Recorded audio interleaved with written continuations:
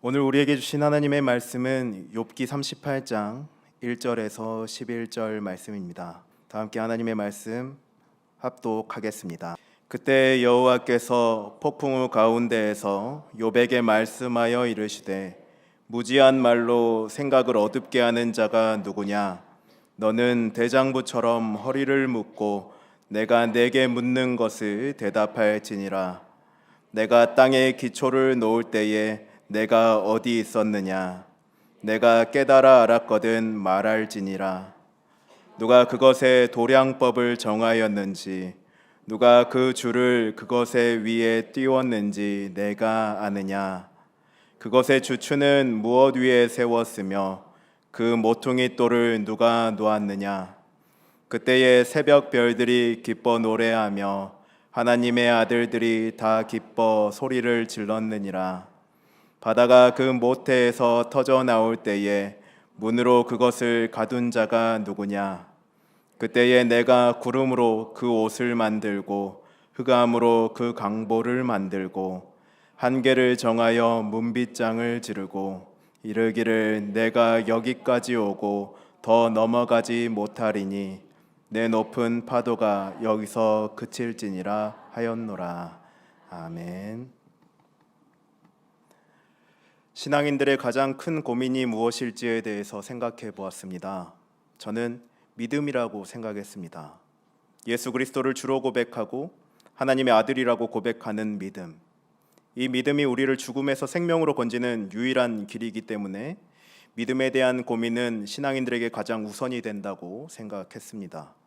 그렇기 때문에 다른 요소들, 즉 돈 잘 벌고 건강하고 잘 먹고 잘 사는 것은 그리스도인들이 가져야 할 고민이 되어서는 안 된다고 생각하게 되었죠. 이것들은 하나님을 모르는 자들의 고민입니다. 그들과 똑같이 고민하면 우리는 그들과 무슨 차이가 있을까요? 하나님도 세상과 우리를 구별하지 못하실 것입니다. 예수님도 말씀하셨죠. 그러므로 염려하여 이르기를 무엇을 먹을까 무엇을 마실까 무엇을 입을까 하지 말라. 이는 다 이방인들이 구하는 것이라. 너희 하늘 아버지께서 이 모든 것이 너희에게 있어야 할 줄을 아시느니라. 그런즉 너희는 먼저 그의 나라와 그의 의를 구하라. 그리하면 이 모든 것을 너희에게 더하시리라. 그러므로 우리가 해야 할 고민은 세상이 갖지 않은 바로 이 믿음이 흔들리지 않기를 바라는 것이어야 합니다. 우리는 쉽게 믿음이 흔들립니다. 예수님의 제자들도 예수님이 잡히시던 날 도망가고 싶었을까요? 아닙니다. 이전에 예수님이 제자들에게 자신이 잡히시고 죽게 된다고 말씀하실 때에 절대로 떠나지 않겠노라고 당당하게 고백했던 자들이 제자들입니다. 하지만 그들은 어떻게 되었나요? 모두 예수님을 떠났습니다. 그런 제자들의 모습을 보고 우리는 이렇게 생각하죠. 나라면 그러지 않았을 텐데. 그러면서 제자들의 나약함을 손가락질하고 있었을지 모릅니다. 하지만 우리의 믿음이 흔들리지 않으리란 법이 있을까요? 세상을 살아가면서 어떠한 상황과 어려움에 처하게 될 때 가장 먼저 흔들리는 것이 무엇일까요? 믿음입니다. 열심히 신앙생활하는 가운데 갑자기 나의 소중한 사람을 잃게 된다면, 또 나에게 불행과 악재가 겹겹이 일어나게 되었을 때 우리는 가장 먼저 누구를 원망할까요? 아이러니하게도 하나님입니다. 분명 하나님을 믿는다고 했는데, 그리스도인이라고 자부하며 살아왔는데 하나님을 원망하다니, 이것이 어쩌면 우리가 마주하게 될 진짜 자신의 모습일 것입니다. 그렇다면 왜 이런 모습이 우리에게 존재하는 것일까요? 신앙생활 열심히 하면 복을 가져다 주신 하나님만 기대했고, 고난 없이 잘 살아가다가 영원한 천국에서 안식하는 삶만을 꿈꾸고 있었기 때문에 나에게 이해하기 힘든 어려움이 왔을 때 하나님께 따지게 되는 것입니다. 그리고 마찬가지로 기도에 응답이 없을 때 우리의 믿음은 급격하게 흔들리며 하나님의 존재에 의문을 가지게 되는 것이죠. 그렇게 하나둘 떠나가는 것입니다. 사실 이와 비슷한 상황은 우리에게만 있었던 것은 아닙니다. 아주 오래전부터 유대인들 안에도 있었던 질문이었습니다. 욥기를 지혜서로 구분하는 이유도 여기에 있죠. 현실과 다른 전통적인 지혜와의 충돌을 어떻게 이해할 것인지에 대한 치열한 고민과 지혜가 담겨 있습니다. 구약의 전통적인 지혜란 무엇일까요? 하나님께서 의인에게는 복을 주시고 악인에게는 벌을 주신다라는 것입니다. 그런데 이 인과율이 깨지는 상황이 발생한 것입니다. 하나님 앞에서 의인이라 불리는 사람에게 복이라는 결과가 오지 않고 불행이라는 결과가 오기 시작한 것이죠. 이러한 상황은 바벨론 포로 이후 시기부터 등장하게 됩니다. 그래서 많은 이들이 혼란을 겪습니다. 이게 무슨 상황일까? 분명 하나님 앞에 올바르게 살아가는 우리의 삶은 복을 받아 더욱 나아져야 하는데 나아지지 않고 왜 불행의 나날들이 계속되는 것일까? 이러한 결과들은 결국 전통적인 지혜에 대해 의문을 가지게 만들었습니다.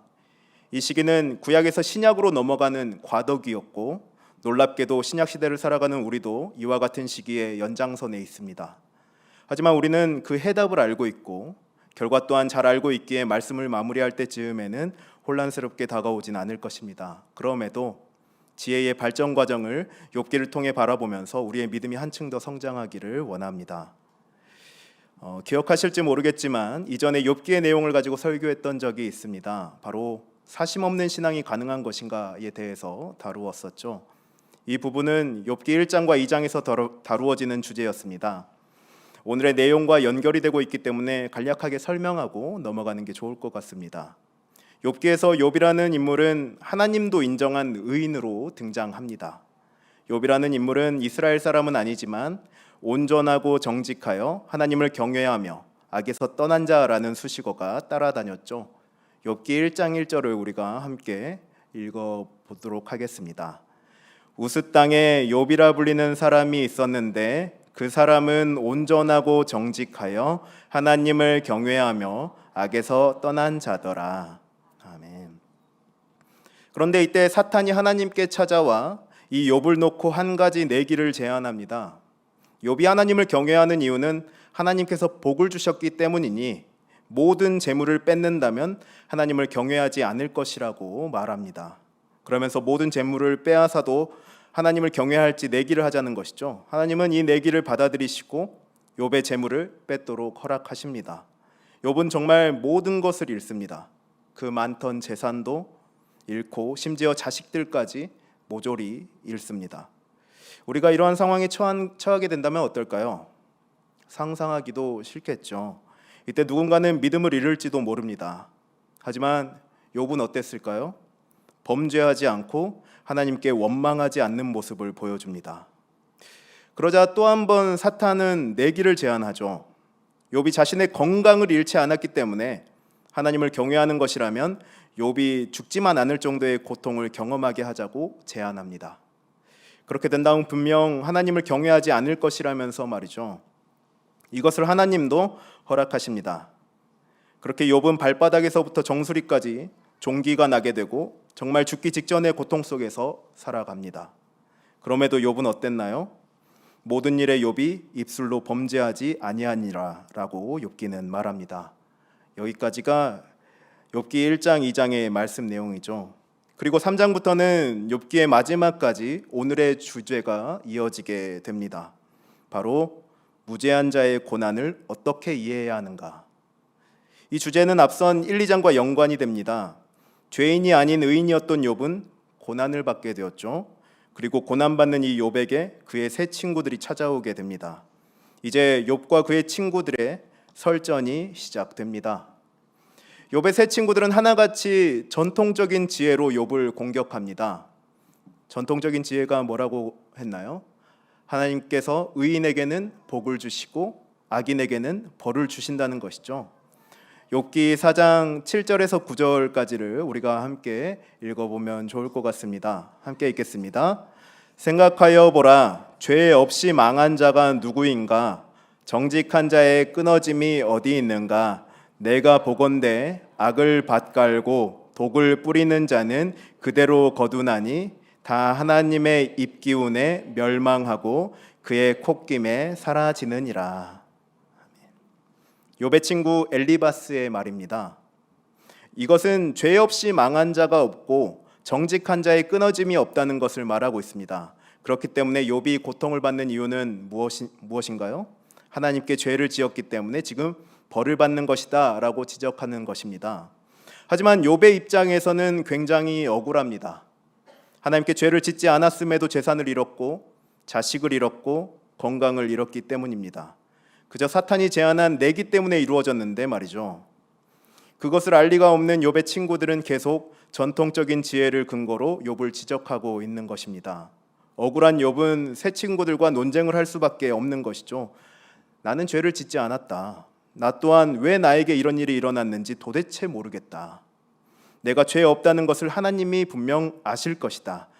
하나님이 나의 무죄함을 밝혀주실 것이다 라면서 욥은 세 명의 친구들에게 자신이 무죄하다라는 것에 대해 변론합니다. 하지만 세 명의 친구들은 욥이 분명히 죄를 지었기 때문에 이렇게 되었으니 빨리 회개하라고 다그칩니다. 욥은 그저 답답할 노릇이죠. 그래서 욥이 생각한 것이 하나 있습니다.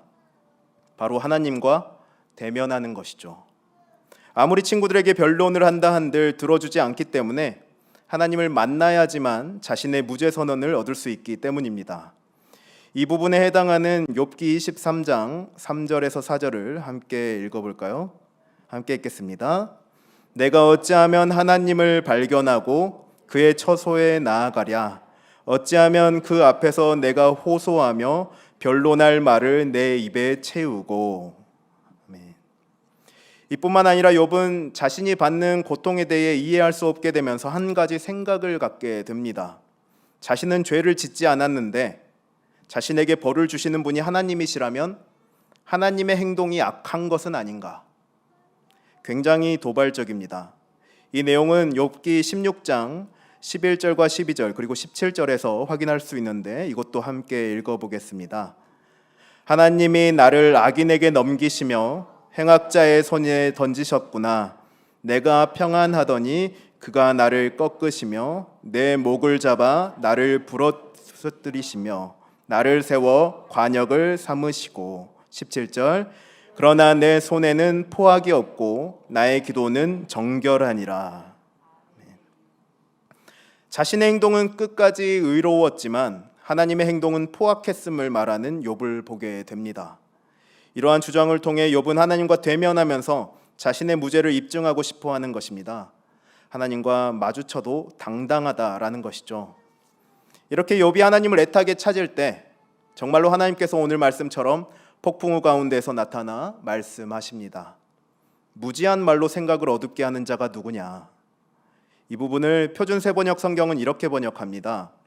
내가 누구이기에 무지하고 헛된 말로 내 지혜를 의심하느냐? 이것은 무엇을 의미하는 말일까요?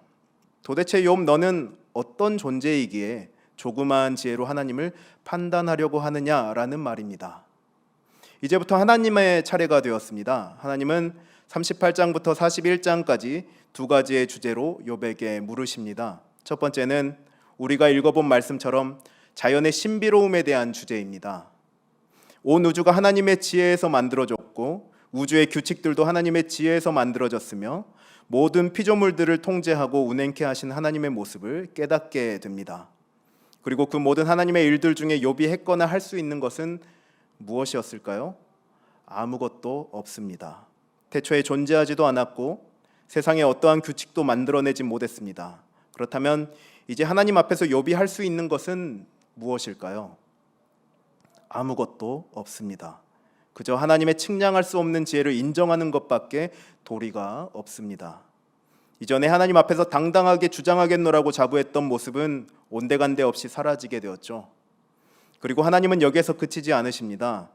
뒤이어서 하나님께서 신화적인 동물들, 즉 베헤못과 리워야단을 언급하셔서 인간이 두려워하는 존재들 또한 하나님의 통제 아래에 있다는 것도 말씀해 주십니다.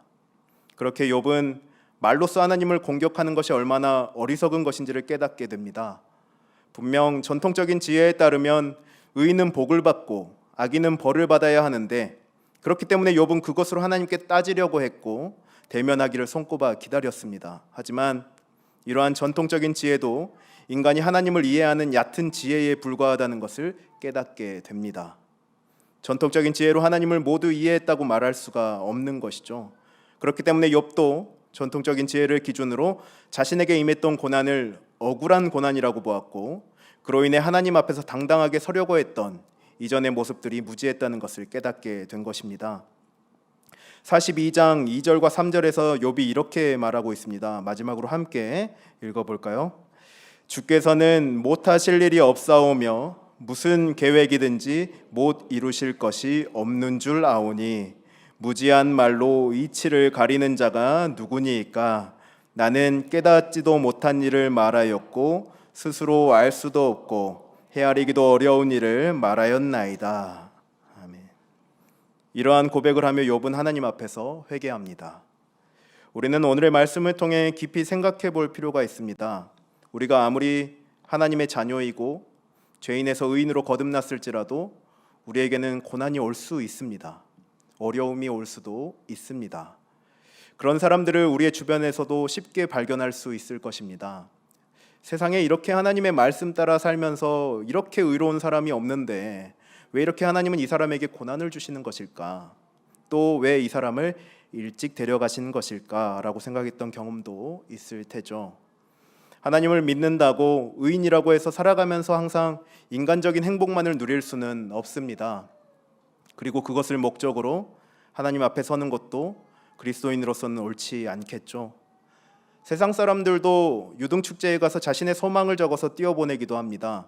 절에 가서 기와에다가 소원을 적어서 놓고 가기도 합니다. 하지만 우리는 그들과 다르죠. 우리의 유익을 위한 바람은 신앙생활 시작하면서 그리고 세례 받으면서 버렸던 것들입니다. 그리스도인들은 자신들의 만족을 위해 사는 자들이 아니라 하나님의 뜻을 위해 살아가는 자들입니다. 하나님의 뜻이 무엇인지, 어떻게 하면 하나님의 말씀을 실천할 수 있을지가 가장 최우선적인 고민이 되고 그것을 위해 발버둥 치는 자들입니다. 나에게 고통이 있고 어려움이 있다고 믿음이 쉽게 흔들려서는 안 됩니다. 물론 이것은 정말 쉽지 않은 일이죠. 심지어 바울도 육체에 가시가 있었고 그것이 떠나가도록 주님께 3번이나 구하였다고 고린도 후서에서 고백하고 있습니다. 그런데 주님은 바울에게 뭐라고 말씀하셨나요? 내 은혜가 내게 족하도다. 이는 내 능력이 약한 데서 온전하여짐이라. 바울은 이 말씀을 듣고 매우 기뻐했다고 고백하죠. 그리고 바울은 갈라디아서에서 이렇게 말했습니다. 그런즉 이제는 내가 사는 것이 아니요 오직 내 안에 그리스도께서 사시는 것이라. 이제 내가 육체 가운데 사는 것은 나를 사랑하사 나를 위하여 자기 자신을 버리신 하나님의 아들을 믿는 믿음 안에서 사는 것이라. 우리의 삶의 주인이 바뀌었습니다. 이전에는 내가 주인이 되어서 나를 위해 사는 것이었다면 이제는 그리스도께서 주인이 되셔서 그리스도께서 원하시는 대로 사는 것이 그리스도인이라는 것이죠. 우리는 우리를 위해 자신을 버리신 예수 그리스도를 믿는 그 믿음 안에서 살아야 합니다. 예수님도 시험 당하셨고 예수님도 고난 당하셨고 예수님도 죽음 당하셨습니다. 우리도 예수님처럼 살겠다고 고백한다면 그렇게 살아야 하는 것이죠. 그렇다면 그렇게 살고 끝나는 것일까요? 아닙니다. 전통적인 지혜는 결국 발전하였습니다. 이 땅에서의 복이 아니라 하늘의 복으로 발전한 것이죠. 구약시대 이스라엘 백성들의 복은 무엇이었나요? 하나님께서 주신 약속의 땅, 가나안 땅에서 평안을 누리면서 부족함 없이 잘 먹고 잘 살며 장수하는 것이 그들의 복이었습니다. 하지만 신약의 시대에서 새로운 하나님 나라의 백성들의 복은 무엇인가요? 이 땅에 매어 있지 않습니다. 하늘에 있는 그 하나님의 나라에서 영원토록 하나님과 함께 사는 것, 그것을 바라보기 때문에 죽음에도 초연한 것이죠. 영원한 하늘의 상급이 의인들에게 주어질 복이 된 것입니다. 만약 의인들에게 주어질 복이 구약시대의 복과 다르지 않다면 사도들과 순교자들은 왜 잔인하게 죽임을 당해야만 했을까요?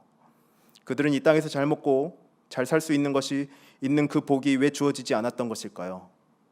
그들에게는 세상에 미련이 있는 것이 아니라 하늘에 미련이 있었고 하늘의 상급이 있었다는 것을 우리는 알아야만 합니다. 이것을 기억하시면서 언제나 흔들리지 않는 믿음 가지시기 바랍니다. 그 믿음의 결과가 당장의 눈앞에는 보이지 않을지라도 주님 다시 오실 때에 얻게 될 영원한 생명임을 알고 그날을 소망하고 기대하는 저와 여러분이 되기를 간절히 원합니다. 기도하겠습니다. 우리를 사랑하신 하나님, 우리에게 언제나 흔들리지 않는 믿음을 허락하시옵소서. 어려움을 당할 때마다 쉽게 흔들리는 우리의 모습을 마주하며 자책할 때가 많았습니다. 주님의 자녀라고 고백하면서 고난을 당하게 되면 어느새 주님을 의심하고 보는 우리의 악함을 용서하시옵소서. 주시는 분도 주님이시고 거두시는 분도 주님이신데 우리는 무엇 때문에 세상에 미련을 가지며 살아가는 것일까요?